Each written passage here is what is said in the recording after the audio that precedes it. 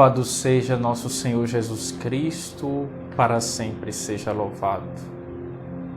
Caríssimos irmãos e irmãs, nos reunimos hoje por meio, claro, da tecnologia, da mídia social, para esta formação acerca do ministro extraordinário da comunhão eucarística. Iremos vivenciar esse momento em três etapas. Esta primeira apresentação, iremos apresentar o conceito eficaz dentro da doutrina católica apostólica romana, bem como isso envolve todos os documentos necessários para melhor exemplificar todo o conceito do ministério extraordinário da Sagrada Comunhão Eucarística, bem como a espiritualidade do ministro extraordinário dentro de um aspecto bíblico, teológico, como também do aspecto pastoral missionário. E, por fim, irei, nesta primeira apresentação, fazer uma apresentação de alguns subsídios que norteiam a vida do ministro extraordinário da Sagrada Comunhão Eucarística. Bem, neste momento eu acredito que todos já devem ter recebido este material, o material da primeira etapa, que são tópicos, de anotações, de referências, em que iremos seguir para melhor entender esta explanação acerca do tema abordado. E também é conveniente que estejamos com a Sagrada Escritura, não só para iniciar, mas também, porventura, conforme as citações. É interessante quando a gente encontra uma citação bíblica, não só acompanhar a citação que está sendo colocada como referência, mas também ver o que precede a citação e como conclui aquele capítulo, para que possamos entender melhor todo o contexto bíblico. Pois bem, para melhor iniciarmos este nosso primeiro encontro, você, caro ministro extraordinário da Comunhão Eucarística, convido você a, com a palavra de Deus, no Salmo 23, rezarmos juntos este belíssimo salmo, porque o Senhor é o pastor que nos conduz. É o Espírito Santo que nos conduz neste momento de formação. É o Espírito Santo que conduz a igreja mesmo em tempo pandêmico, em tempos difíceis. Neste tempo pandêmico, a igreja é viva, é eficaz, porque é o Espírito de Deus que nos conduz. Por isso, com o Salmo 23, rezemos com fé. Em nome do Pai, e do Filho, e do Espírito Santo. Amém. O Senhor é meu pastor, nada me falta. Em verdes pastagens me faz repousar. Para as águas tranquilas me conduz e restaura minhas forças. Ele me guia por caminhos justos, por causa do seu nome. Ainda que eu caminhe por vale tenebroso, nenhum mal temerei, pois estás junto a mim. Teu bastão e o teu cajado me deixam tranquilo. Diante de mim preparas a mesa, à frente dos meus opressores. Unges minha cabeça com óleo e minha taça transborda. Sim, felicidade e amor me seguirão todos os dias da minha vida. Minha morada é a casa do Senhor, por dias sem fim. Glória ao Pai, ao Filho e ao Espírito Santo, como era no princípio, agora e sempre. Amém. Que o Senhor nos abençoe, nos guie pela ação do seu Santo Espírito Ele que é Pai e Filho e Espírito Santo. Amém. Caríssimos irmãos, iniciamos, eu acredito que algumas pessoas devem me conhecer, mas de antemão, me apresentando, me chamo Elifas Belo, estou em uma experiência vocacional na paróquia São Francisco de Assis, na querida cidade de Cortês, da nossa Mata Sul pernambucana. E a pedido do vosso pároco, estou neste momento assessorando esta formação. E nesta primeira etapa, iniciamos com o conceito do ministério extraordinário da Sagrada Comunhão, da comunhão eucarística. E aí a gente encontra alguns meios em que se denomina tal ministério, ou melhor, a gente pode chamar tal ministério, o ministro, aquele a quem é atribuído este ministério de ministro extraordinário da comunhão eucarística, ministro extraordinário da Sagrada Comunhão. O que não podemos retirar deste termo é a palavra extraordinário. A palavra extraordinário é fundamentalmente essencial. Não se pode retirar.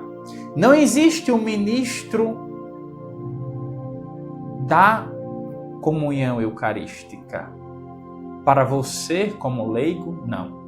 O ministro da comunhão eucarística, que é o ministro ordinário, é o bispo, o sacerdote e o diácono. Estes, sim, são ministros da comunhão eucarística, da Eucaristia, são ministros ordinários.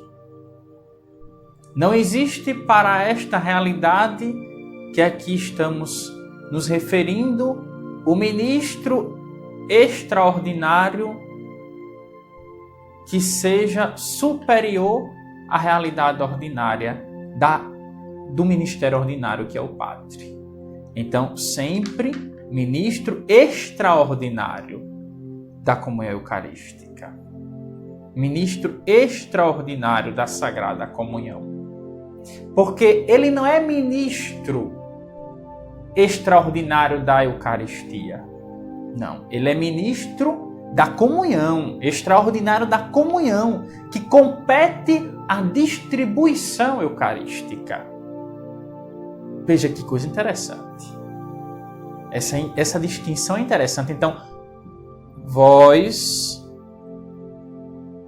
todos os ministros leigos que competem a esta função, devem ser chamados de ministro extraordinário da comunhão eucarística ou ministro extraordinário da Sagrada Comunhão.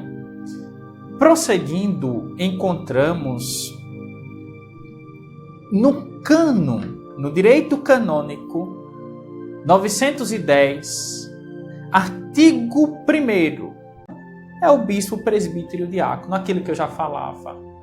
Então, o direito canônico faz referência a eles como ministro ordinário. Por isso que tal referência é essencialmente do padre, do bispo, do padre e do diácono. O ministro extraordinário da Sagrada Comunhão é o acólito, que mais à frente é necessário, iremos observar, refletir o conceito de acólito e de leitor, que são as ordens menores. É interessante que saibamos disso. Então, por isso que o direito canônico, no cano 230, artigo 3º, a gente pode acompanhar na primeira página do nosso bloco de referências e anotações que temos em mão, possivelmente. Por isso que acompanhamos e vemos. O direito canônico faz essa referência. O ministro extraordinário da Sagrada Comunhão é o acólito ou outro fiel designado nos termos do Cânon 230, artigo 3º. Entendeu? É necessário termos esta consciência muito bem elucidada. Primeiro, o ministro extraordinário da comunhão eucarística, tal ministério, trata-se de um serviço litúrgico que responde às necessidades objetivas dos fiéis, destinado sobretudo aos enfermos e às assembleias litúrgicas, nas quais são particularmente numerosos os fiéis que desejam receber a Sagrada Comunhão. Veja, o ministério extraordinário da Sagrada Comunhão está destinado, sobretudo, a um serviço litúrgico que responde às necessidades objetivas dos fiéis, no que compete aos enfermos, aqueles que estão impossibilitados de participarem da Santa Eucaristia, da Santa Missa, e assembleias litúrgicas nas quais tem um grande número de fiéis. Veja, a competência do ministro extraordinário da comunhão eucarística, a distribuição da Sagrada Comunhão. E isso encontramos na instrução Immensae Caritatis sobre a colaboração dos fiéis leigos no sagrado ministério dos sacerdotes, no artigo 8º. Como também, algo também nos ajuda a refletir se pegarmos o direito canônico 230, conforme já foi citado, artigo 3º, que nos diz: onde as necessidades da igreja o aconselharem por falta de ministros, ou seja, dos ministros ordenados, os leigos, mesmo que não sejam leitores ou acólitos, podem suprir alguns ofícios, como os de exercer o ministério da palavra, presidir as orações litúrgicas, conferir o batismo, lembrando, abrindo parênteses, quando não há o ministro ordenado. Isso em extraordinária necessidade, fechando parênteses, e distribuir a Sagrada Comunhão, segundo as prescrições do direito. Direito canônico, Cânon 230, artigo 3º. O termo correto para tal exercício, como já falei, é ministro extraordinário da comunhão eucarística e não ministro extraordinário da Eucaristia ou ministro da Eucaristia. Uma vez que apenas o sacerdote é o ministro da Eucaristia. Portanto, a função dos ministros extraordinários da comunhão eucarística atribui-se apenas na distribuição, conforme já é elucidado no Cânon 230. Então, é um conceito básico, essencial, principalmente para a nossa consciência. O ministro extraordinário da comunhão eucarística não está no mesmo nível com referência à Eucaristia do sacerdote. Não. O ministro da comunhão, o ministro extraordinário, e não da comunhão apenas, mas o ministro extraordinário da Sagrada Comunhão ou da comunhão eucarística, é aquele que vai servir a comunidade na distribuição da Sagrada Eucaristia. E aí é interessante, como foi citado, caríssimos irmãos, sobre acolitato e leitorato, que são as ordens menores. Ordens essas que precedem a ordenação do ministro ordinário, ou seja, do diácono, do sacerdote. Por isso denominados de ordens menores. Primeiro, o leitor. O leitor é instituído para a função que lhe é própria, de ler a palavra de Deus nas assembleias litúrgicas. Por isso mesmo, na missa e nas demais ações litúrgicas, será ele a fazer as leituras da Sagrada Escritura, com exceção, porém, do Evangelho. Com exceção do Evangelho, que é próprio para o ministro ordenado, o diácono, o sacerdote, o bispo. E aí encontramos também, ainda nesta carta, Ministeria Quaedam, de Paulo VI, que, além disso, na medida em que for necessário, o leitor ocupa-se da preparação de outros fiéis que, por encargo temporário, devem ler a Sagrada Escritura nas ações litúrgicas. É aquele que forma os fiéis leigos para a leitura também da Sagrada Escritura. Que pode, é claro, desempenhar-se destas funções cada vez com maior aptidão e perfeição. E aí uma realidade interessante para os ministros da palavra e das extraordinário da comunhão eucarística. Meditar com assiduidade a Sagrada Escritura. O próximo, o acólito, ainda nesta mesma carta de Paulo VI. O acólito é instituído para ajudar o diácono e para servir o sacerdote. É sua função, portanto, cuidar do serviço do altar, auxiliar o diácono e os sacerdotes nas ações litúrgicas, sobretudo na celebração da missa, distribuir como ministro extraordinário. É interessante fixar esse termo na cabeça, ministro extraordinário da Sagrada Comunhão. Todas as vezes que os ministros que se trata do cano 845 do direito canônico faltarem ou não puderem fazer por motivos de doença, de idade avançada ou do ministério pastoral. E aí está fazendo referência ao ministro ordinário. Ou todas as vezes que o número dos fiéis que se aproximam da Sagrada Mesa for tão elevado. Quem tem o bloco, você que acompanha este bloco de referências, pode acompanhar a reflexão que vai um pouco mais além. Mas aqui entendemos que há uma distinção. Veja, uma distinção entre o ministério extraordinário, aqui aponta novamente para o ministro ordinário.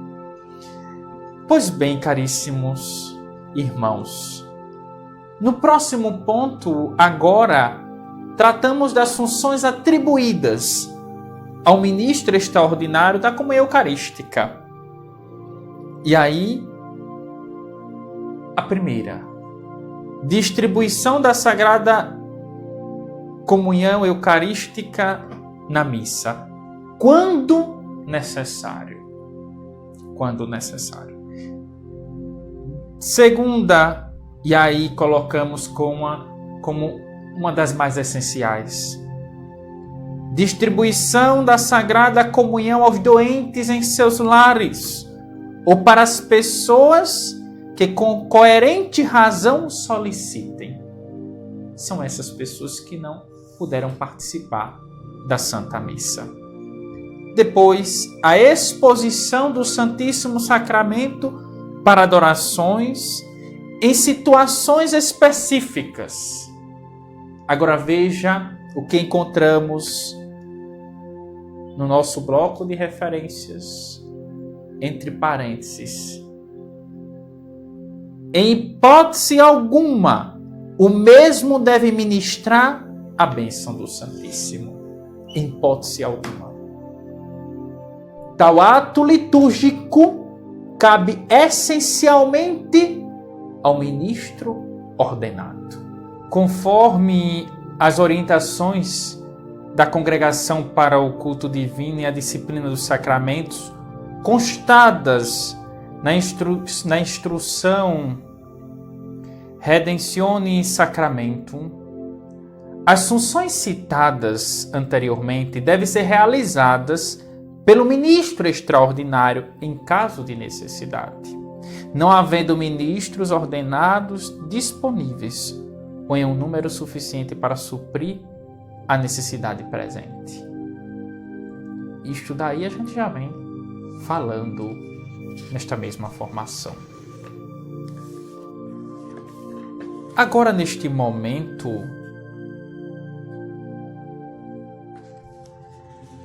vamos refletir sobre a espiritualidade. Então, vimos as funções atribuídas ao ministro extraordinário da Comunhão Eucarística.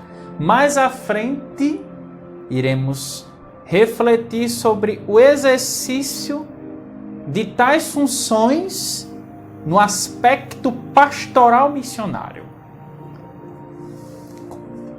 Porém, antes, iremos falar um pouco, caríssimos irmãos, sobre a espiritualidade do ministro extraordinário da Comunhão Eucarística.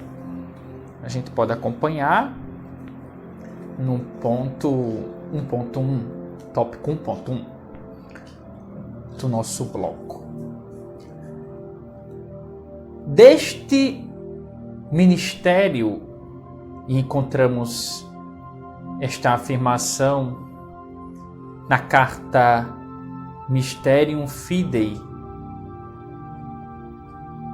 de Paulo VI. Deste ministério é necessário que nos aproximemos com humildade, respeito, com humilde respeito, não dominados por pensamentos humanos que devem emudecer, mas atentos.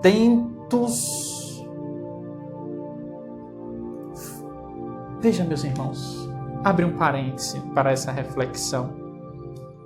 É necessária a humildade para exercitar um ministério. A humildade, porque é um ministério de serviço, de doação ao reino de Deus. Por isso que devemos estar atentos, segundo Paulo VI, continuando, fechando parênteses, a firme revelação divina. Os olhos devem estar fixos, olhos fixos na revelação divina, no Cristo. Porque Ele é o centro. E aí iremos refletir melhor quando estivermos no aspecto bíblico pastoral. No entanto, o ministro extraordinário da comunhão deve ser um cristão piedoso. E as necessidades da sua vida espiritual, todas devem estar, todas as suas necessidades da sua vida espiritual devem estar voltadas para a vida orante. A oração deve ser sua principal fonte para dar sustento ao seu serviço exercido em favor do povo de Deus. Em favor do povo de Deus. Não se pode escolher qualquer, com todo respeito, claro, qualquer pessoa da comunidade. Tem que ser uma pessoa que busque viver uma vida de retidão, uma vida digna, uma vida de piedade, uma vida de oração, uma vida que busca a formação doutrinal. O ministro extraordinário da Sagrada Comunhão Eucarística não pode se desligar da palavra de Deus. O ministro extraordinário da Comunhão Eucarística deve ter noção, ou um pouco mais do que a noção, mas um profundo conhecimento, claro, diante das limitações existentes do Código de Direito Canônico da nossa doutrina, do Catecismo da Igreja Católica, das cartas e encíclicas dos papas. E eu faço referência aqui, de antemão, a Paulo, o Papa Paulo VI. Não só porque ele autorizou tal ministério após o Concílio Vaticano II, mas porque seus escritos são de uma profunda força espiritual para os ministros extraordinários. Queridos irmãos, quando se trata de espiritualidade, estamos fazendo referência a uma vida séria em comunhão com Cristo. Uma vida espiritual não se pode viver de aparências religiosas. Ela deve ser autêntica. O ministro extraordinário da Sagrada Comunhão Eucarística deve viver uma vida autêntica com Cristo. Uma relação intrínseca, profunda. Tudo isso com o principal alicerce da vida cristã, a oração. A oração que está fundamentada na Sagrada Escritura. Caríssimos, vamos ao próximo tópico. O aspecto bíblico-teológico. Primeiro, Cristo no centro. Ele é o ápice, ele é o centro. Dele tudo se deriva, do Cristo. É a base, é o tudo. Cristo é o centro de toda a teologia. Por que o Cristo? Porque por ele conhecemos o Pai. Porque por ele recebemos o Espírito Santo. Enfim, caminhemos. Cristo no centro, sendo ele, pelo Espírito Santo, a fonte viva que dá vida à igreja. Ele é o sacerdote por excelência. Dele e nele nasce a Eucaristia. E aí encontramos na Sagrada Palavra em Lucas 22:19: isto é o meu corpo que será entregue por vós. É necessário que nossa fé esteja fundamentada no Cristo de maneira íntegra, para assim encontrar o sentido espiritual deste augusto sacramento. Veja que afirmação elucidativa. É necessário que a nossa fé esteja fundamentada no Cristo, de maneira íntegra, para assim encontrar o sentido espiritual deste augusto sacramento. Se nossa fé não estiver fundamentada no Cristo, não encontramos o sentido da Eucaristia. Não encontramos. Atentos a esta verdade. O cristão que busca viver com autenticidade sua fé jamais pode alimentar dúvidas a respeito da veracidade deste sacramento. Jamais pode alimentar dúvidas a respeito desta veracidade. Acreditar na Eucaristia é crer no próprio Cristo. Assim diz São Cirilo. Veja que sábia colocação de São Cirilo. Não ponhas em dúvida se é ou não é verdade, mas aceita com fé as palavras do Salvador. Sendo ele a verdade, não mente. Não devemos pôr dúvida a esta verdade em que Lucas 22:19 nos apresenta. O próprio Cristo nos fala: isto é o meu corpo que será entregue por vós. É São Cirilo que nos fala: não ponhas em dúvida. Porque é o próprio Salvador, é o próprio Cristo que fala. E Ele é a verdade. E se Ele é a verdade, não mente. Isto é o meu corpo.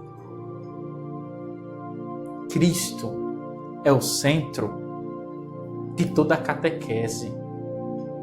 A catequese é a vida da igreja. A igreja caminha em passos catequéticos. Catequese é a vida da igreja. No centro da catequese encontramos esta afirmação de agora no Catecismo da Igreja Católica 426. Artigo 426. Perdão. Catecismo da Igreja Católica 426. No centro da catequese encontramos essencialmente uma pessoa, a de Jesus Cristo de Nazaré, Filho único do Pai, que sofreu e morreu por nós e agora, ressuscitado, vive conosco para sempre. Não precisa explicar muita coisa. Catequizar é desvendar na pessoa do Cristo todo o desígnio eterno de Deus que nele se realiza. A finalidade definitiva da catequese é esta: levar a comunhão com Jesus Cristo. Só Ele pode conduzir ao amor do Pai no Espírito e fazer-nos participar da vida da Santíssima Trindade. Por isso que Cristo é o centro. Só Ele pode nos levar ao Pai. Só Ele pode nos levar à participação na vida da Trindade Santa. Por isso, concluindo este tópico, este ponto, eu volto um pouco e falo. É necessário que a nossa fé esteja fundamentada no Cristo, de maneira íntegra, para assim encontrar o sentido espiritual deste augusto sacramento. Neste próximo ponto, tratamos do aspecto pastoral missionário, conforme ao exercício do ministro extraordinário da comunhão, da Sagrada Comunhão Eucarística, na realidade pastoral missionária. Vamos lá. Primeiro, ajudar ao presbítero na distribuição da Eucaristia quando necessário, respeitando as tarefas próprias dos coroinhas. Não é porque é ministro extraordinário da Sagrada Comunhão que tem que fazer tudo, né? A não ser que na paróquia não tenha coroinha. É diferente, cada realidade pastoral se distingue conforme as necessidades locais. Entendeu? Mas cada um no seu lugar. É claro, conforme a orientação pastoral do pároco responsável. Levar a comunhão aos doentes, aos idosos e aos impossibilitados de irem à igreja. Zelar pela segurança do Santíssimo Sacramento na capela. Abrir e fechar o sacrário para adorações programadas pela comunidade. Não deixar faltar a Eucaristia no sacrário. Providenciar quando estiver terminando. Zelar dos paramentos litúrgicos, claro, conforme a orientação pastoral do pároco, porque às vezes na paróquia tem aquela pessoa responsável pelos paramentos, entendeu? Que isso compete também aos ministros. Na ausência do sacerdote e do diácono, exercer a função de ministro da esperança nos velórios e sepultamentos. E aí entra uma parte que, quem sabe um dia eu possa falar de maneira mais profunda, né? Aqui também iremos tratar, né, de maneira mais à frente iremos tratar um pouco sobre esta questão da pastoral, sobre a questão da celebração das exéquias. Está sempre disponível para eventuais serviços, não chegar atrasado ou em cima da hora nas celebrações. O ministro, lembre-se, o que falava anteriormente, o ministro extraordinário da Sagrada Comunhão deve ser um ser de oração, de intimidade. Não pode um ministro extraordinário da Sagrada Comunhão, a Santa Missa começa às 7 e o ministro chega às 6h55. Só o tempo de colocar a veste litúrgica. Você sabe que o ministro chegue antes para alimentar a vida espiritual com a oração diante do sacrário. Primeira coisa que o ministro deve fazer ao chegar na igreja é se ajoelhar diante de Jesus que está no sacrário. É claro, não precisa abrir. Você não vai chegar, porque eu sou ministro extraordinário da Sagrada Comunhão Eucarística, eu vou chegar, abrir o sacrário e me ajoelhar para rezar. Tá. Venhamos e convenhamos. Temos consciência das coisas, equilíbrio, humildade. Eu vou chegar na minha essência de leigo para alimentar minha vida espiritual, me ajoelhar diante do Santíssimo, orar em espírito, orar na verdade que há no coração, pedindo a Deus, até mesmo pela própria celebração eucarística que irá proceder. Depois, no culto ou celebração da palavra, distribuir a Eucaristia e, na ausência do presbítero ou do ministro da palavra, presidir o culto. Vale ressaltar uma observação. Não cabe ao ministro extraordinário da comunhão eucarística fazer a homilia. Essa função é exclusiva do ministro ordenado. Quem são os ministros ordenados? Diácono, sacerdote e o bispo. A ele, ao ministro extraordinário da comunhão eucarística, cabe apenas um comentário da palavra. Lembre-se, a humildade. Um comentário da palavra. Caríssimos irmãos, prosseguindo, iremos tratar agora de dois importantes pontos. Primeiro, a Sagrada Comunhão Eucarística aos enfermos. Como eu falei anteriormente, é uma das atribuições mais importantes do ministério extraordinário da Sagrada Comunhão Eucarística. A comunhão eucarística, mas por que aos enfermos? Porque a comunhão eucarística é fonte de cura. Por meio dela nos alimentamos espiritualmente e obtemos as graças que necessitamos para o sustento da nossa vida espiritual, bem como para a nossa vida emocional. Tais dimensões qualificam nossa vida no processo de recuperação diante de certa enfermidade. Veja, meus irmãos, um enfermo que tem Deus na sua vida e um enfermo que não tem Deus. A vida do enfermo que não tem Deus é uma vida muito mais infeliz. É uma vida sem esperança. É uma vida alicerçada na morte, na dor. Mas uma vida daquele enfermo que tem Deus é uma vida alicerçada na esperança, no Cristo, na vida eterna, não na dor, mas na humildade de abraçar a cruz. E o que é que alimenta tal realidade espiritual, tal realidade humana na vida do enfermo? A comunhão eucarística. A Eucaristia, por isso ela é fonte de cura. E aí, meus irmãos, podemos fundamentar tal afirmação na Bíblia, na Sagrada Escritura. Primeira fundamentação. Em João capítulo 6.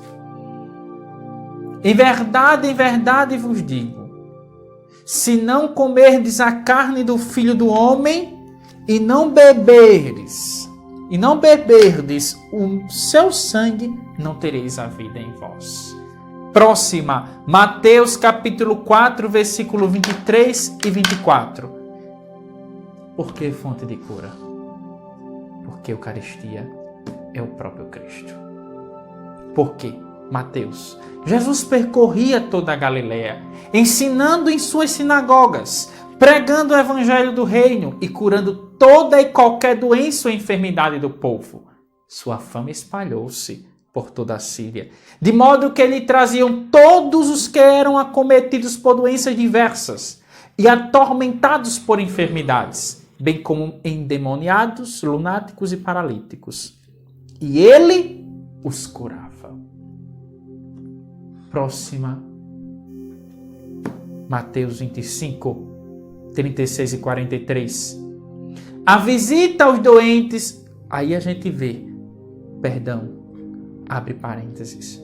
Aqui neste texto bíblico, neste capítulo, nestes 2 versículos, encontramos e entendemos que a visita aos enfermos é necessária não só para os ministros, mas para todo cristão leigo, para todos nós. Fecha parênteses. A visita aos enfermos não se justifica somente pelo apostolado, que através dela possa se fazer ao enfermo e à sua família.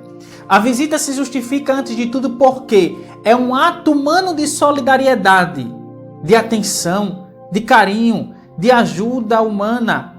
Tanto é assim que Jesus citou a visita aos enfermos entre aquelas questões pelas quais seremos ajuizados no juízo final. Onde encontramos isso? Mateus 25, 36. Que questões são essas? Porque estive enfermo e não me visitastes. Porque estive enfermo e me visitastes. Seremos, com certeza, questionados no nosso juízo final. É a palavra que nos diz. O próprio juiz, o juiz supremo, falará a nós. Vinde a mim, benditos do meu Pai, porque eu estive enfermo e me visitastes.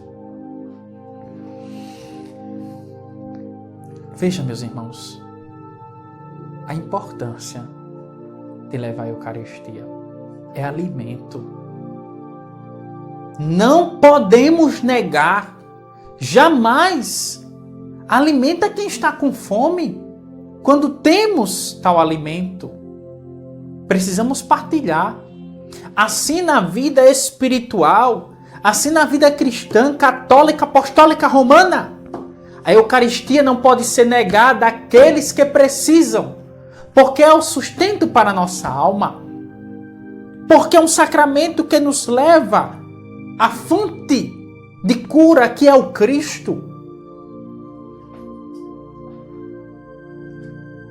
E assim a gente encontra também o viático, que é a comunhão ao enfermo em perigo de morte. O Catecismo da Igreja Católica nos diz: aos que estão para deixar esta vida, a Igreja, Catecismo da Igreja Católica, parágrafo 1524. Aos que estão para deixar esta vida, a Igreja oferece, além da unção dos enfermos, a Eucaristia como viático, recebida neste momento de passagem para o Pai, A comunhão do corpo e sangue de Cristo tem significado e importância particulares. É semente de vida eterna e poder de ressurreição. Sacramento de Cristo morto e ressuscitado. A Eucaristia é aqui sacramento da passagem da morte para a vida, deste mundo para o Pai. Por isso também se fundamenta este parágrafo do nosso catecismo, a importância também de levar a comunhão aos enfermos. Por isso também, e aí encontramos que é denominado de viático, aqueles que estão diante da morte. Quem come, João capítulo 6, versículo 54. Quem come a minha carne e bebe o meu sangue tem a vida eterna, e eu o ressuscitarei no último dia. E aqui, meus irmãos, é interessante uma observação.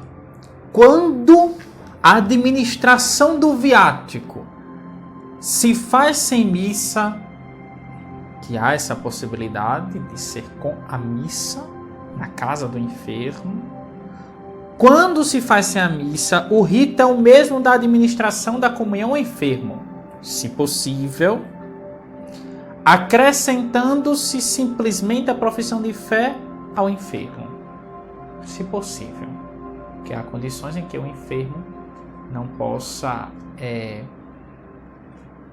rezar junto contigo, mas você pode rezar neste momento diante do enfermo e usando a fórmula própria da comunhão. Caríssimos, neste momento, finalizando já a nossa formação, e aí é interessante que a gente também coloque algumas referências. E quero apresentar alguns subsídios para visitas aos enfermos, já que tratamos da visita aos enfermos e também da celebração das exéquias, certo? Mas de antemão, para as visitas aos enfermos. Existe, aqui eu quero colocar em referência 2. Primeiro, celebração e bênção por ministros leigos, de Padre Nilo Lula da Paulus. É um livro mais complexo, tem inúmeras orações, celebrações para inúmeros momentos e bênção também para inúmeras situações. No entanto, tem aqui orações, tudo para ministros leigos, lembrando que tais celebrações, quando necessário, extraordinárias. Porém, é interessante ter autorização do teu pároco, qual seria a melhor referência. Ele pode também ter outra indicação que é conveniente, né? A própria diocese tem uma orientação da celebração da palavra, que eu sigo e oriento seguir a orientação do nosso bispo, Dom Henrique, bem como do material preparado e aprovado por ele mesmo para a celebração da palavra. Aqui encontramos também, este é um subsídio muito capaz que particularmente gosto muito, que é sobre a comunhão aos enfermos e celebração das exéquias, que é da Pastoral da Saúde da Diocese de Palmas e Francisco Beltrão, da Paulinas. Este é uma indicação pessoal. Este eu indico, é o que eu mais uso. Ele se resume, ao contrário desse, com inúmeras bênçãos, e algumas eu acredito que devem ter a orientação do pároco. Ao contrário desse, este se resume na comunhão aos enfermos e a celebração das exéquias. Então, este livro eu indico, é da Paulinas, este eu indico, é uma indicação pessoal como assessor desta formação. Aqui a gente encontra, caríssimos irmãos, uma dimensão bem objetiva. A gente encontra várias formas de visita aos doentes, com e sem a Sagrada Eucaristia, a oração com os agonizantes quando a gente chega na visita, orientações também muito de um teor bem eficaz para nós, e a celebração no velório, a celebração no velório para adultos, no cemitério com crianças e etc. Então, faço referência a esse de maneira particular, este subsídio. Assim, meus irmãos, tendo tratado neste momento desta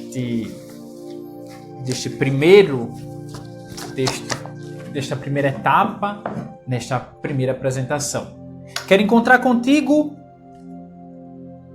para a próxima apresentação, e se você tem alguma dúvida, alguma pergunta, envia para o meu e-mail, que vai estar abaixo agora no vídeo. Você pode enviar para o meu e-mail, certo? Ou pode enviar para o seu pároco.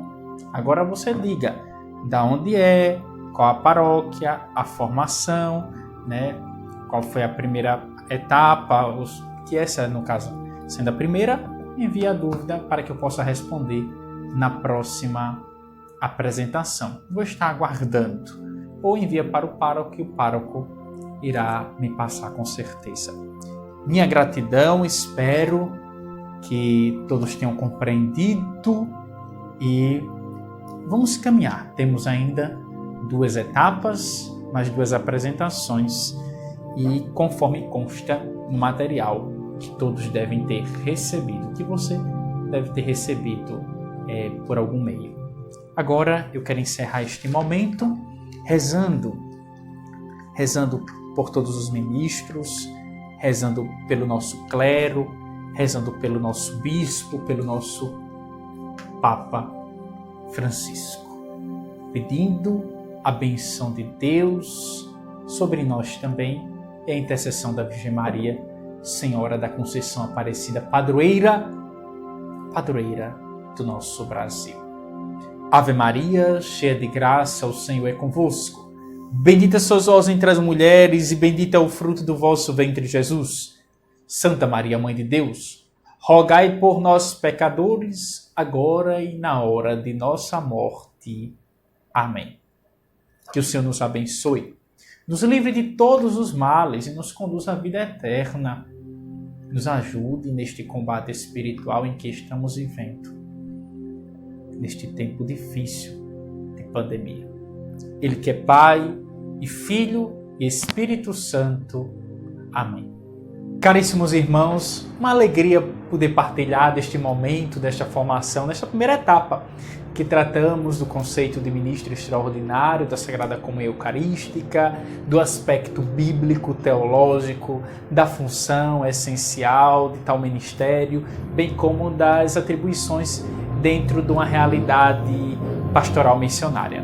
E convido você para o próximo ponto, onde iremos tratar já de antemão de alguns aspectos próprios da visita aos enfermos, abordagem ao enfermo, como devemos realizar, dos cuidados. Então, convido você para estar comigo na próxima formação, na próxima etapa, com alegria e não deixando de ver antes o material, né? O material que usamos já, e o próximo material será em breve disponibilizado. Eu gosto de disponibilizar o material sempre junto com o vídeo, porque o material a gente vai vendo juntos e depois você pode ir em casa refletindo e para também já vendo se tem alguma dúvida para enviar.